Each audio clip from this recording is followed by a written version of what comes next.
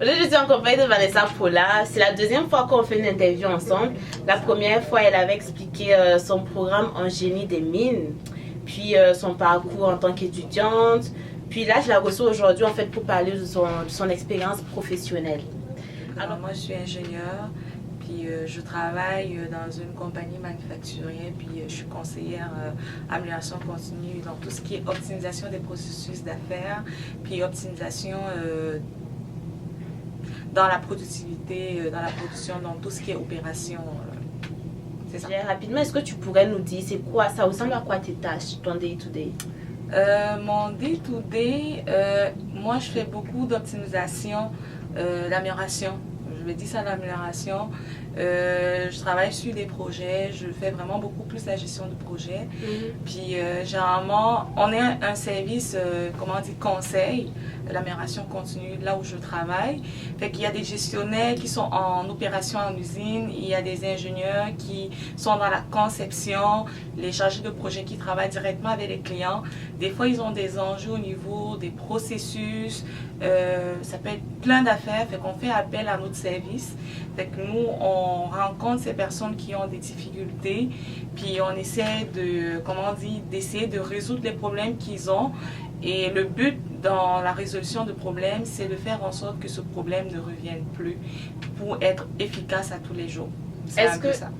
Du coup, vous donnez les conseils, mais est-ce que vous participez à l'implantation des conseils? Oui, on participe à l'implantation des conseils.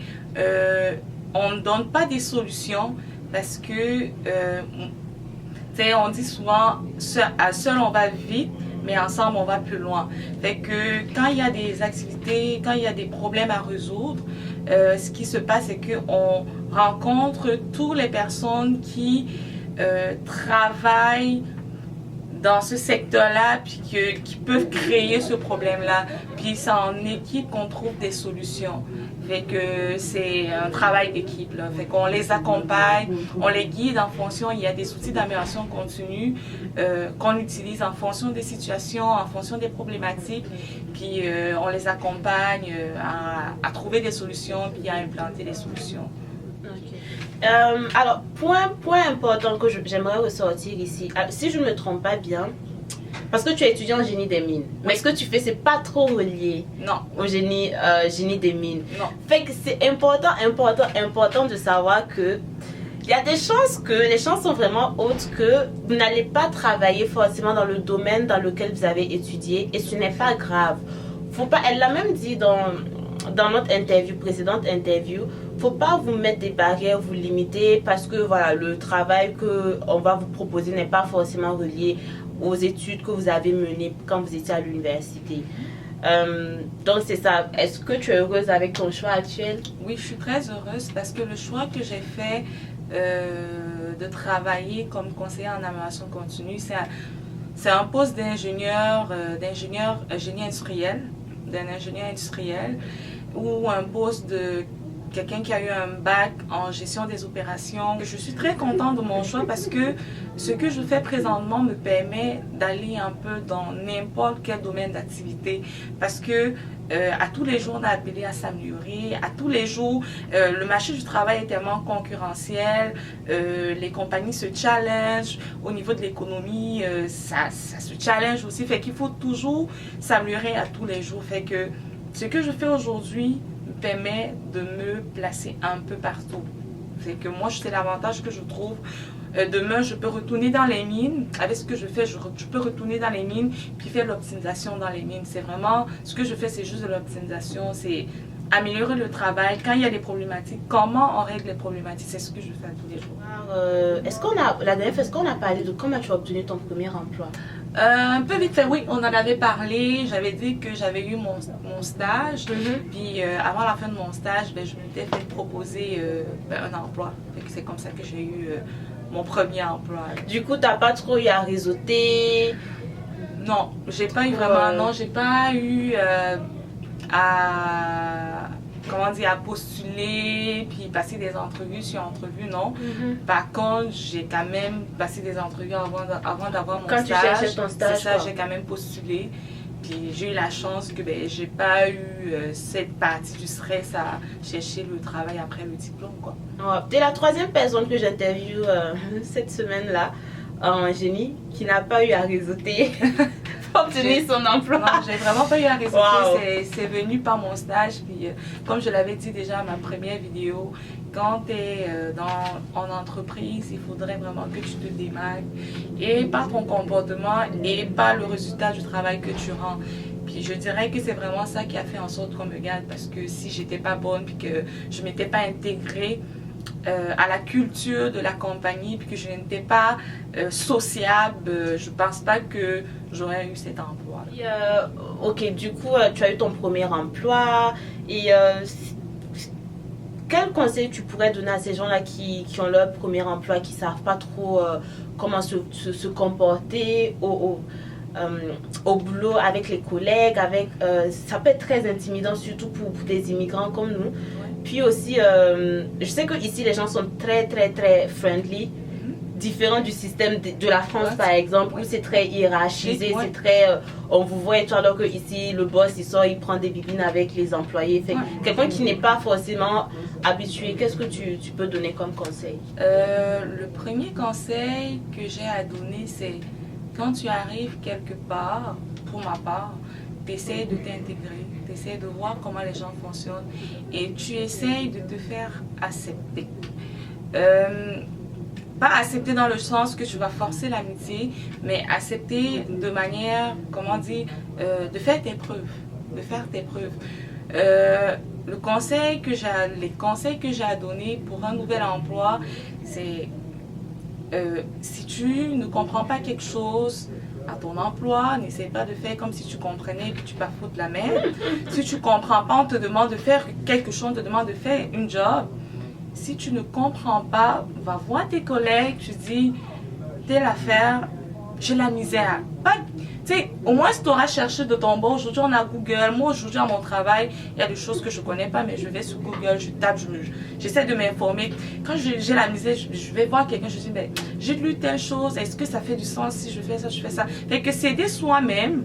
Mais si on n'arrive vraiment pas à comprendre, qu'on va se rassurer vers les gens, est-ce que c'est vraiment ce que tu me demandes de faire? Est-ce que c'est ça que tu... Faut pas avoir peur de demander. C'est ça, il ne faut en fait. pas avoir Tu n'es pas peur. bête parce que tu demandes. Il n'y a pas de mauvaises questions. Ce que j'ai appris avec mon emploi, c'est qu'il n'y a pas de mauvaises questions. Des mauvaises, je dis mauvaises, des questions que du monde pose peuvent amener ailleurs et trouver des solutions vraiment extraordinaires.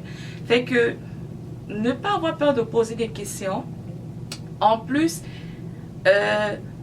comment dire, créer une relation avec tes collègues de travail, c'est très important.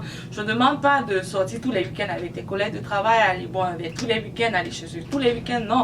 Mais avoir une relation où vous pouvez vous texter, savoir comment tu vas, peut-être aller prendre un verre après le travail, faire des activités, vraiment s'intégrer. Tu sais, arriver au travail, oh, qu'est-ce que tu as fait ton week-end? Oh, moi j'ai fait ça, j'ai fait ça. Tu sais, les gens aiment ça. On ne va pas se mentir, c'est ça la vie au travail, c'est de savoir qu'est-ce que son collègue a fait, qu'est-ce que tu as fait. Tu respectes les gens avec qui tu travailles et bah, ça va bien aller, quoi. Tu t'intègres, tu collabores avec les gens, tu ris avec les gens. Et si tu as des frustrations, il faudrait que tu apprennes à prendre, fais une prise de recul, comme on dit. Fais une prise de recul, voir, ok, qu'est-ce qui s'est passé, qu'est-ce que j'aurais dû faire, comment j'aurais pu réagir. Ok, il a réagi comme ça, ok, j'ai compris. Et aussi étudier les gens avec qui on travaille. On n'a pas les mêmes comportements, on n'a pas les mêmes humeurs. Des fois, tu peux voir un collègue arriver aujourd'hui, il est comme ça, tu es comme, oh, aujourd'hui c'est pas la bonne journée pour le taquiner ou pour rire. Fait que vraiment s'adapter avec son environnement de travail, c'est très très important. Voyons. Ok, et aussi j'aimerais savoir comment tu gères en fait les critiques par rapport à ton boulot, comme si tu as eu une remarque ou une mauvaise critique, comment tu gères ça et c'est quoi les conseils que tu donnes aux gens pour qu'ils gèrent mieux les critiques en fait, pour pas qu'ils se sentent mal à l'aise ou pas en confiance. Il y a les critiques constructives et il y a les critiques négatives qui ne servent à rien. Ça arrive tout le temps, puis c'est juste savoir faire la part des choses. Pour ma part, quand on te fait une critique, ça arrive qu'on me dit « Oh, Vanessa, t'as manqué ton coup. ça arrive que moi aussi, je sais que j'ai manqué mon coup. Fait que quand on me dit ça, je dis, ok, je prends un pas de recul, je me dis, ok, qu'est-ce que j'ai fait? Ok, j'ai fait ça. Pourquoi j'ai fait ça? Ok, j'ai fait ça, nanana. Puis après, tu essaies de savoir, tu vas rencontrer la personne, pourquoi tu penses que, qu'est-ce que j'aurais dû faire? Toi, me demande, toi, d'abord, qu'est-ce que j'aurais dû faire pour que le résultat soit meilleur, quoi. Fait que c'est juste prendre la critique de manière constructive. Si on t'apporte une critique, moi, je vois ça comme un atout pour pouvoir t'améliorer. En fait, ouais. Lorsqu'on t'apporte une critique, c'est sûr que des fois, c'est blessant, mais c'est juste de toujours voir ça de la manière positive, en fait. Fait que de l'apprendre de manière constructive, de dire, ok, on me dit, j'ai fait ça. Ok, pourquoi j'ai fait ça? Puis généralement, moi, je rencontre ma gestionnaire, ma superviseure, une fois par mois, en fonction des enjeux que j'ai sur mes projets. Puis des fois, elle me fait des remarques. Ok, boss, ok, j'ai fait ça. Qu'est-ce que j'aurais dû faire?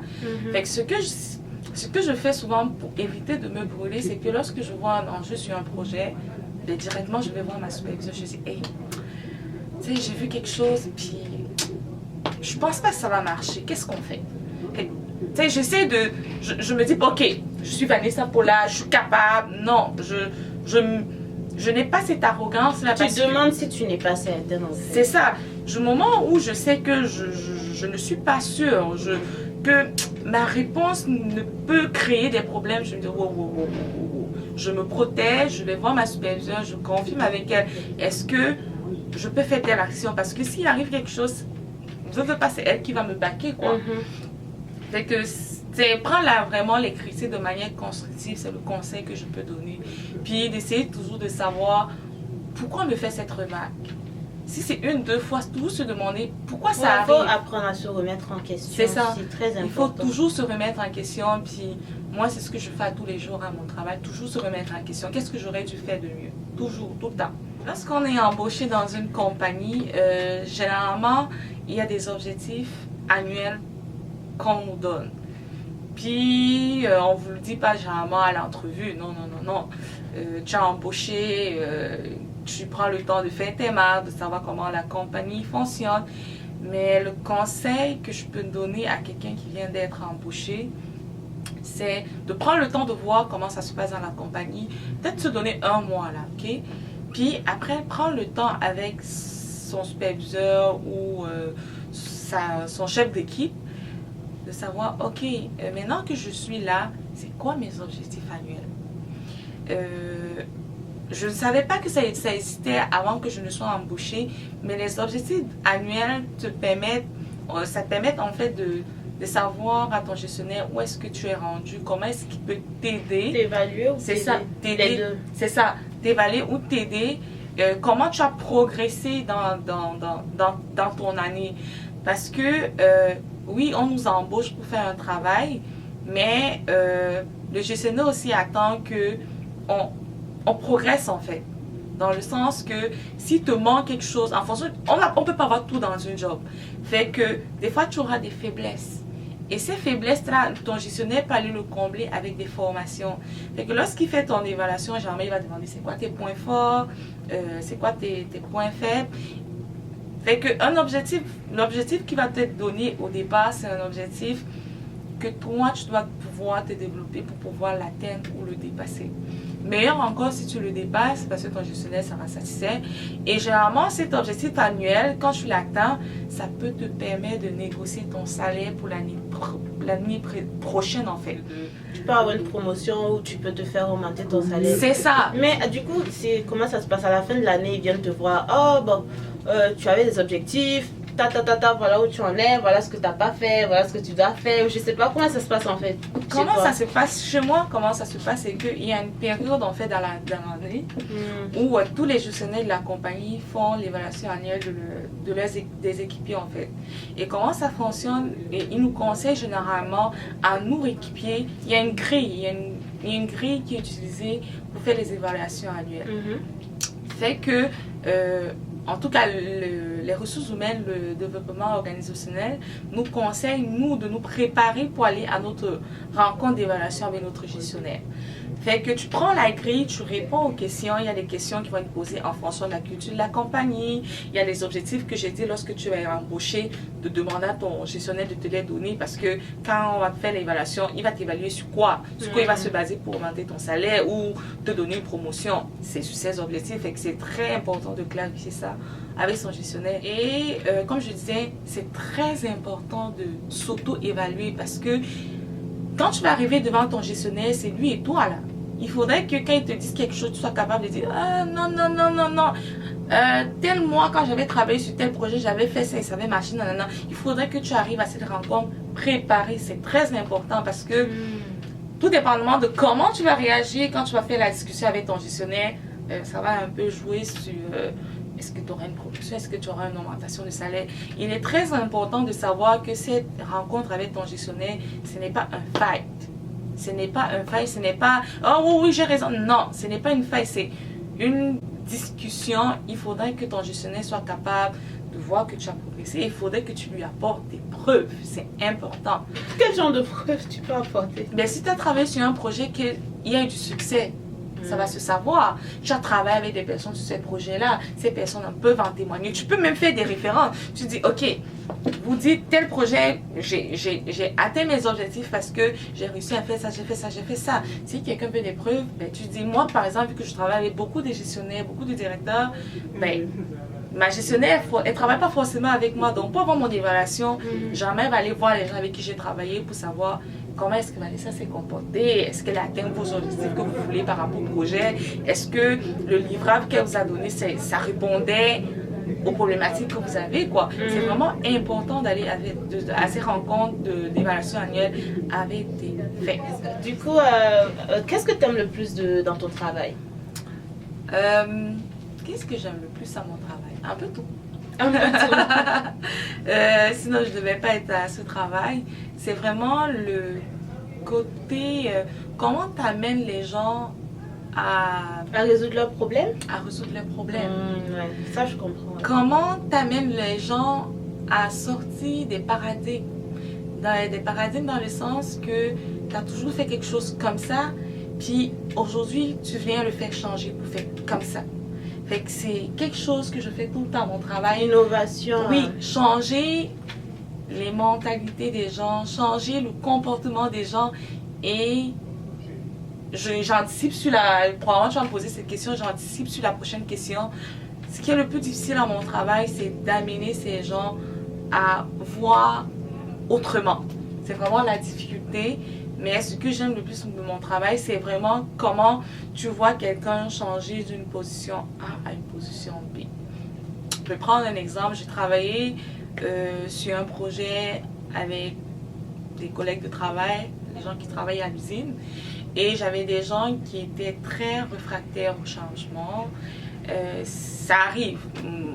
Je prends un exemple sur vous. Si on vous a dit, si tous les matins vous vous êtes levé et que vous avez toujours pris la route A pour aller à l'école et que demain quelqu'un vient me dire ah ben tu sais pour aller rapidement à l'école tu dois passer par B puis aller à Z.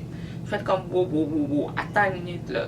Je prends toujours la A puis j'arrive à l'heure. Fait que c'est vraiment, j'ai vu des gens qui ont changé de position dans le travail parce qu'ils ont vu l'opportunité d'amélioration.